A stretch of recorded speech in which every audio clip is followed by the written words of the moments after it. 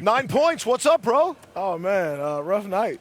Very rough night, but we got the win, so I'm all right. So let's stay with that. So not even you can argue. The story or the turning point in the game has to be the Kawhi Leonard injury. You know, the Spurs seem to have everything going with him in the game.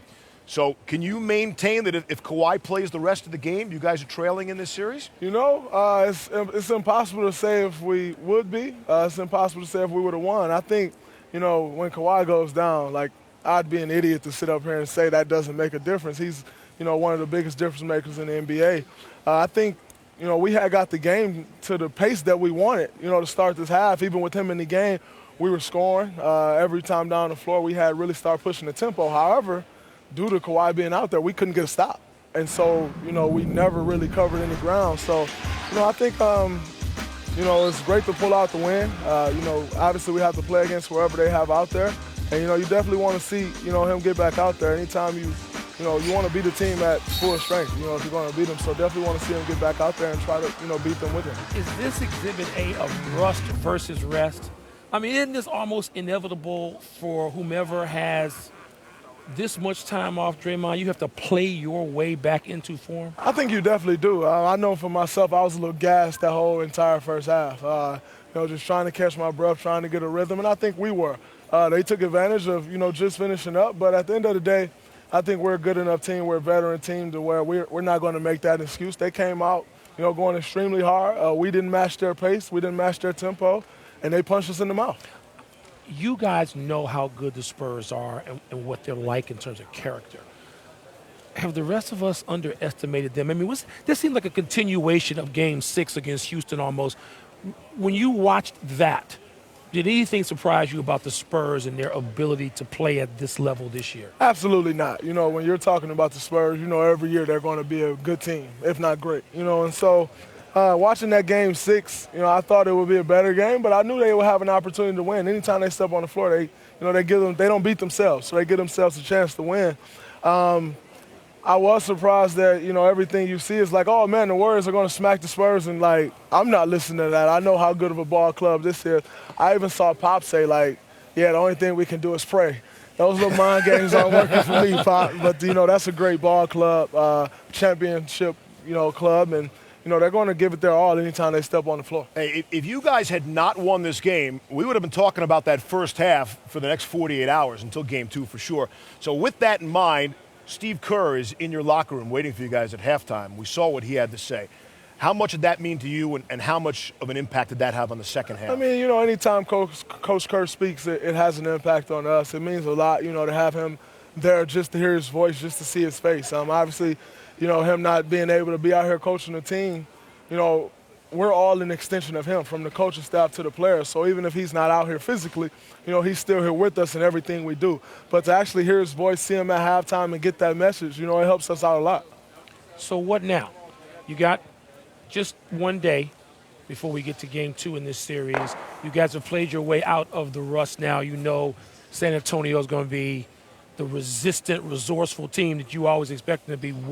What happens now just on your end going forward? Oh, we just, you know we have to come out better. You know, we can't come out and get down 24, 25 points or whatever it was, especially against a ball club like that. You know, it's almost impossible to make that up.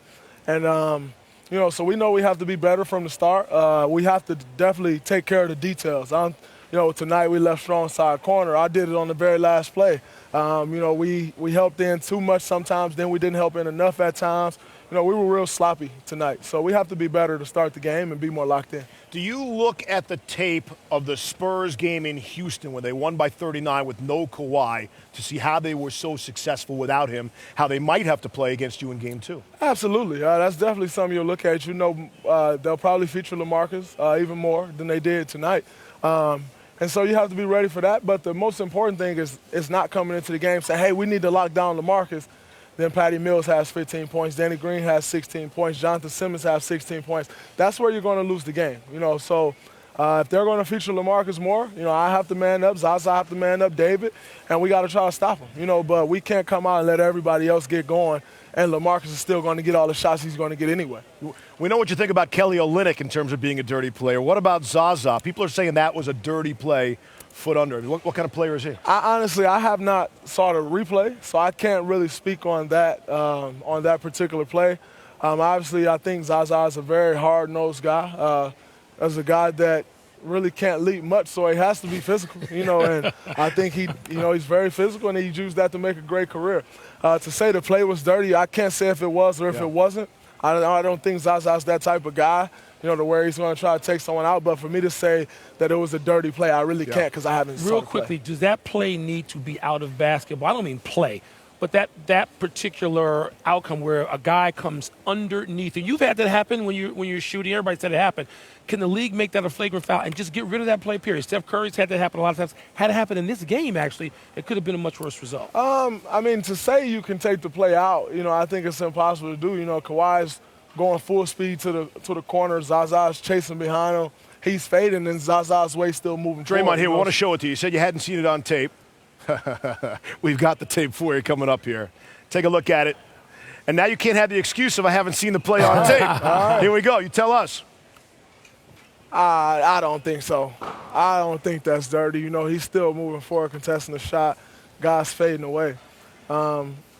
Like I said, it's not up for me to decide whether it's dirty or not. Yeah. But from me seeing that play right there, I think he's just contesting the fadeaway. And to Kawhi's credit, he took the high road. He said he didn't think it was dirty either. I wouldn't expect anything less from Kawhi or anyone who's playing for the Spurs. That's the kind of guys that they are, and they're always going to take that road regardless of what they may think or feel.